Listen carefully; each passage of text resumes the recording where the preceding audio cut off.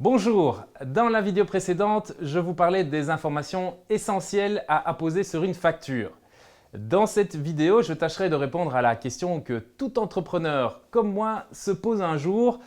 Quand, comment et combien de rappels de factures sont à prévoir? Ces questions, je les ai posées à International Recover Company et voici leurs réponses. Le jour de l'échéance de la facture, un rappel peut être envoyé. Retarder l'envoi du rappel revient à dire explicitement au débiteur « paye quand tu veux, je ne suis pas pressé ». Si vous avez sur votre facture une date d'échéance, c'est facile.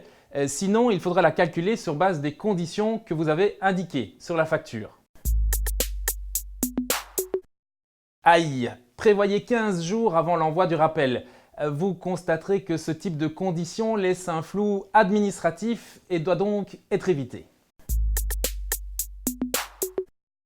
Facile, date de la facture, plus 30.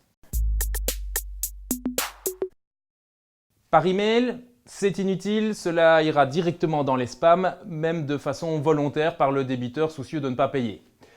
Par téléphone, c'est peu rentable, 20 minutes pour vous entendre dire qu'il ne l'a pas reçu, qu'il l'a oublié, qu'il s'excuse, qu'il le fera le mois prochain.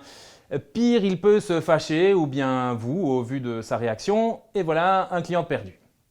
Par recommandé, c'est de l'argent perdu car le débiteur n'ira pas chercher son recommandé et il vous reviendra non délivré, ou au mieux, il ira le chercher et cela revient au même que par courrier standard. Par SMS, c'est pas mal mais fastidieux et risque de se convertir en appel téléphonique. Donc vous le ferez par courrier avec un timbre standard.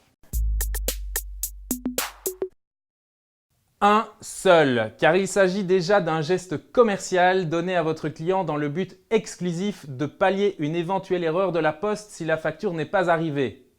En faire davantage et numéroter les rappels, c'est à nouveau dire au débiteur « prends ton temps, il te reste encore 2 rappels pour payer ». Vous avez des rappels échus ou souhaitez simplement soumettre la réalisation du canevas de vos rappels à des experts? Contactez International Recover Company.